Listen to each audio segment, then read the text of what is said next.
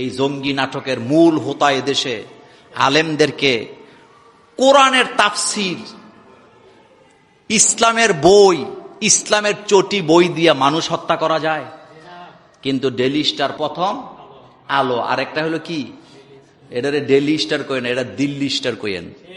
তারা চিরটা কাল আলেম ওলামাদেরকে জঙ্গি বানাবার নাটক করছে। ইসলামিক বই পাইলে কইছে জঙ্গি বই পাওয়া গেছে, কোরআনের তাফসির পাইলে বলছে কি জঙ্গি বই পাওয়া গেছে। 2017 সালের ঘটনা, আমার বাসায় গোয়েন্দা বিভাগের লোক আসছে। দুপুর বাজে তখন 11টার সময় আমি শুয়ে আছি, আমার ওয়াইফ রান্না করে, কলিং বেল বাজছে, দরজা খুলছি। খোলার পরে দেখি কেরামান, কথা কন না, কেরামান কাতিবিন। তা আমারে দেখে একেবারে হাসি মুখে সালাম দিয়ে বলতেছে, মোল্লা ভাই কেমন আছেন? আমি কি আলহামদুলিল্লাহ। আসতে পারি? আমি কি হ্যাঁ ওয়েলকাম, আসেন। তা আমরা কি দৌড় দৌড় না পাবলিক নাকি? আমরা কি ভয় পাই কারণে দৌড় দেবো নাকি? আসেন আসেন। তো ড্রয়িং রুমে আসছে পরে আমি আমার ওয়াইফরে বুঝতে দিই নাই পুলিশ আসছে। আমি যাই বললাম, তুমি একটা কাজ করো, তাদেরকে একটু ওই যে ট্র্যাং গুইলা বানায় দাও, শরবত বানায় দাও। কিন্তু আমার ওয়াইফরে যদি কইতাম এরকম পুলিশ এসে শরবত বানায় দাও, দিত নি। তা আমি চাইছি তারারে একটু কি করি। তা আমার ওয়াইফ শুধু শরবত দেয় নাই, আপেল, আঙ্গুর, খেজুর, এরপরে আপনার ওই যে বাদাম সব গুছায় গেছে ট্রের মধ্যে দিছে। আমি তাদের খাইতে দিছি, তারা আবার খাইছে। খাওয়ার পরে তারা বলছে আমরা একটু বাসাটা দেখবো। আমি বলছি বাসা দেখতে পারবেন, তবে ওই পাশে যেতে পারবেন না, কারণ ওখানে আমার ওয়াইফ আছে, আমার ছোট বাচ্চা আছে, আপনি এদিকটা দেখেন। তো তারা আবার আমার কথাটা মানছে। এবার একজন হাসি দিয়া কয়, মোল্লা ভাই আপনার রিডিং রুমটা কোথায়? মনোযোগ আছে না আপনাদের? কি রুম? রিডিং রুম কোথায়? তা আমার রিডিং রুমটা একেবারে বাসা, তখন আমি ভাড়া থাকতাম, ওই রুমে নিয়ে গেছি। যাওয়ার পরে আমার ওই রুমে অনেক বই, কিতাব, তাফসির অভাব নাই। তো ওখানে যায় কিছু বই টই তারা হাতে নিয়ে, মানে আমার সাথে খারাপ আচরণ করে নাই, সত্য কথা যেটা, বলতেছে মোল্লা ভাই এই বইগুলা তো জঙ্গি বই। কি বই? তা আমি বললাম আপনার কাছে এত বই, আপনি এইগুলা তো দেখলে তো তারা আপনারা জঙ্গি মামলা দিবে। তা আমি হাসি দিয়ে কইলাম, ভাই এই বই দিয়া মানুষ হত্যা করা যায়? যায় নাকি? আসতে কয়, বই দিয়ে মানুষ মারা যায়? বই দিয়ে মানুষের ব্রেন কি করা যায়? ওয়াশ করা যায়। এটার আলোচনা আগামী জুমাতে করব। কলমের ক্ষমতা বেশি না অস্ত্রের ক্ষমতা বেশি? হ্যাঁ। এখন আমারে বলতেছে আপনার কাছে এত বই কেন? আপনার কাছে তো দেখি মওদুদির বইও আছে। তা আমি হাসি দিয়ে বললাম, ভাইজান আমার কাছে কিন্তু তসলিমা নাসরিনের বইও আছে। কই তাই নাকি? আমাকে হ্যাঁ। এবার আমি তসলিমা নাসরিনের হাতের লেখা বই, নির্বাচিত কলাম, আমার ছোটবেলা, ওনাদের হাতে দিলাম। দেওয়ার পরে হাসি দিয়ে বলতেছে, একজন আরেকজনকে বলতেছে, আসলে বক্তারা তো ওয়াজ করে, সব বইই তো পড়া লাগে। আমি বললাম হ্যাঁ সব বই পড়া লাগে। এখন আমি ওনাদেরকে বললাম, ভাইজান এই যে জঙ্গি জঙ্গি বলেন, আচ্ছা বলেন তো যারা যুদ্ধ করে তাদেরকে কি বলা হয়? যোদ্ধা। বলেন কি বলা হয়? তো এই যোদ্ধা মানেই তো জঙ্গি। এর মধ্যে কোনো আর কোনো ভাষা আছে নাকি? নাই। এখন হাসতেছে, হাইসা আমারে বলতেছে এখন কি করব? বই টইগুলোকে নিয়ে যাব। আমি আপনার যদি মন চায় আপনি সবগুলো নিয়ে যান, তবে খবরদার অজু করে বইগুলো ধরবেন। কি করে? তো বুঝছে।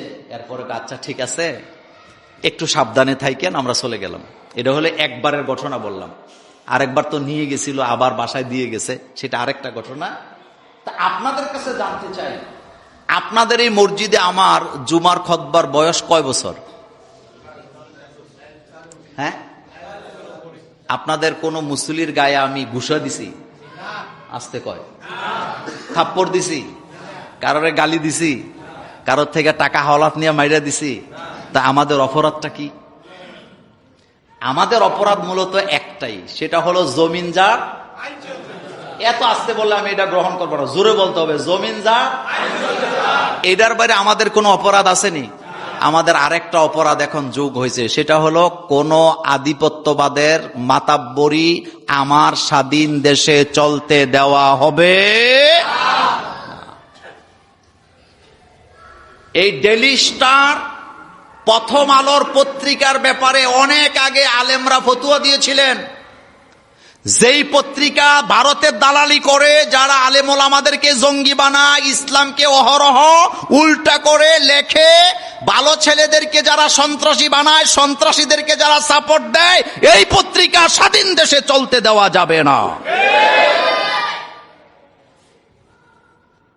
কেন চলবে? কেন চলবে? যেই পত্রিকা ইসলামের বিরুদ্ধে লেখে, ওই পত্রিকা পড়া তো দূরের কথা, এটা দিয়ে ঢিলা কুলুপ নেওয়া জায়েজ নেই। সাংবাদিকরা হইল জাতির বিবেক। বলেন জাতির কি? তো বিবেক মানে কি? ভালো মানুষে সন্ত্রাসী বানানো? এই জঘন্য পত্রিকাগুলো হাদির মতো লোকেরে সন্ত্রাসী বানায়া রিপোর্ট করছে। এরপরে কি করছে জানেন? হাদি কোথায় লেখাপড়া করছে, তার বাপ কি ছিল, পুরা হিস্টোরি খুঁজে বার করছে। মানে ওর বাপ একজন আলেম ছিল, একটা মাদ্রাসার ভাইস প্রিন্সিপাল ছিল, মসজিদের নামকারা খতিব ছিল। ও নিজে পড়ালেখা শুরু করছে মাদ্রাসা জীবন থেকে। এখন তাদের গাত্রদাহ শুরু হয়েছে। তাইলে ও কি অতীতে জঙ্গির সাথে জড়িত ছিল নাকি? হাদিরা মরে না। বলেন হাদিরা, এত আসতে না, বলেন হাদিরা। তারা যোগে যোগে ধূমকেতু হইয়া জন্ম নেয়। কথা ঠিক কিনা? একজনকে স্তব্ধ করেছে অসংখ্য হাদি এই বাংলাদেশে তৈরি করে দিবেন কে? আল্লাহ পাক। আল্লাহ যেন আমাদেরকে বুঝার তৌফিক দান করেন। আমরা বলি আমিন। একটা স্লোগান হবে, দালালিনা আজাদি। এত আসতে না, জোরে, দালালিনা আজাদি, দালালিনা আজাদি। মুক্ত দেশ চাই, মুক্ত স্বাধীনতা চাই, কারো গোলামি নয়, কারো গোলামি নয়। আমি কারোরটা খাইও না, কারোরটা পরিও না। তোর পেঁয়াজ তুই খা, আমার কাছে কোনো তুমি মাগনা পেঁয়াজ বিক্রি করো না, টাকা দিয়েই কি বিক্রি করো।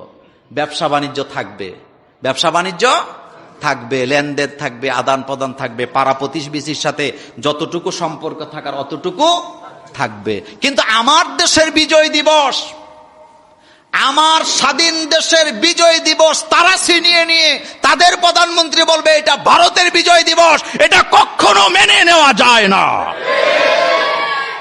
বিজয় দিবস আমার না তাদের? জোরে বলেন, বিজয় দিবস আমার না তাদের? লজ্জাহীন, বেহায়া। আমাদের বাংলাদেশের মুরব্বীরা একটা কথা বলে, বেহায়ায় কয় রাজ্যই আমার। বলেন বেহায়া কয়, মোদিও বেহায়া, তার যা আছে আশেপাশে সবগুলা বেহায়া। কারণ আমার বিজয় দিবস তোর হবে কেন? বিজয় দিবস আমার, রাষ্ট্র আমার, আমি এই দেশের নাগরিক। আমার দেশ কিভাবে চলবে এটা আমরা ঠিক করব। আমাদের বাংলাদেশের মেধাবীরা ঠিক করবে, আলেম ওলামারা ঠিক করবে। শেষ কথা বলে দিয়ে যাই, ব্রিটিশ আন্দোলন সফল হয় নাই ততক্ষণ, আলেমরা নেতৃত্ব দেয় নাই যতক্ষণ। ৩৮,০০০ আলেম ব্রিটিশ আন্দোলনে জীবন দিয়া ব্রিটিশ থেকে এই ভারতবর্ষকে মুক্ত করে আনছে। বর্তমান বাংলাদেশে আলেম ওলামার অবদান আছে না নাই? কম না বেশি? জুলুম, অত্যাচার, সুদ, ঘুষ, নিপীড়ন, এরপরে যা কিছু আছে অন্যায়ের বিরুদ্ধে আলেমরাই সব সময় মিম্বরে দাঁড়ায়া কথা বলে যাচ্ছে, বলবে কিয়ামত পর্যন্ত। একজনকে থামাইলে আরেকজন কি বলবে, কিন্তু থামানো যাবে না। আপনাদেরকে কপালে চুমু দিয়া বলি, নিজের ইসলামের বিরুদ্ধে দাঁড়া করাবেন। আপনি ইসলাম মানেন না ভিন্ন কথা, কিন্তু নিজেকে ইসলামের বিরুদ্ধে দাঁড়া করাবেন না। দেশটাকে ভালোবাসতে শিখুন। দেশের একটা টাকাও যেন ভবিষ্যতে দেশের বাইরে পাচার করতে না পারে, সেজন্য প্রধান ভূমিকা হবে এই রকমের কোন লোককে নির্বাচিত করা যাবে না যে এমপি হলে, মন্ত্রী হলে বাংলাদেশের টাকা দিয়ে বেগমপাড়ায় বাড়ি বানাবে। বরং এমন লোককে এমপি হিসাবে চাই যে আমাদের সাথে ওয়াদা করবে, কসম কাটবে যে আমি মরবো এদেশে, বাঁচবো। বলেন মরবো এদেশে, আমি 10 টাকা কামাইলে এদেশে, খরচ করলে এদেশে। তাইলে বোঝা যাবে দেশপ্রেম আছে। কিন্তু তোর ফুদ বিদেশ, তোর মাইয়া বিদেশ, তুই নিজে একটা বিদেশ বাড়ি করে রাখবি, তোরে পাবলিক দৌড়ানি দিলে আর এই সুযোগ দেওয়া হবে না। বলেন, আর এই সুযোগ দেওয়া হবে না। আমাদের কাছে আসতে হইলে নাকে খত দিয়ে আসতে হবে। এখানে বাঁচবো, এখানে মরবো। ফ্যাক্টরি করলে এখানে করব, বলেন ফ্যাক্টরি করলে এখানে করব, ব্যবসা করলে এখানে করব, টাকা জমাইলে এখানে জমাবো, সাহায্য করলে এদেশের মানুষকে করব, এদেশের মানুষ দৌড়ানি দিলে এদেশে মরবো, এদেশে কবর হবে। তাইলে বোঝা যাবে তোমার দেশপ্রেম আছে। আল্লাহ যেন আমাদেরকে বুঝার তৌফিক দান করুক। আমরা বলি আমি।